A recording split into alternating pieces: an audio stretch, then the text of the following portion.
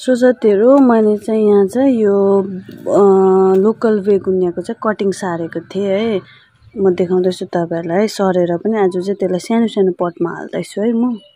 यो एरिका प्लामको मुनि कटिङ सारेको थिएँ मैले निकालेर पनि मल हाल्दिए है। मल माथिबाट फिटिदिए यो प्लान्टलाई। अनि कटिङ चाहिँ यहाँ छ है। यहाँ चाहिँ मजाले जरा पनि पलाएछ। यहाँ अलिक चाहिँ रोपे पनि छ। अब चाहिँ यहाँ रोप्दैछु है।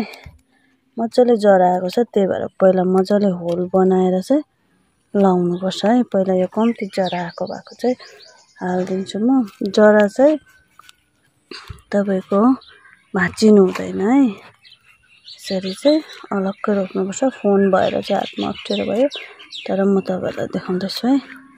यसरी चाहिँ रोप्ने है। सबै रोपेपछि म देखाउँछु है।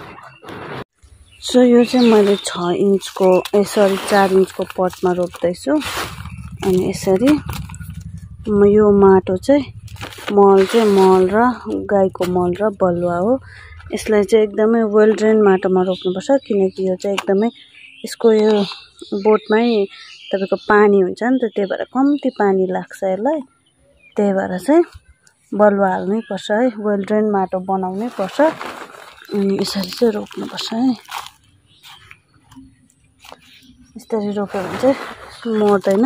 सो यो बेगुनिया लोकल बेगुनिया हामी भन्छौँ है।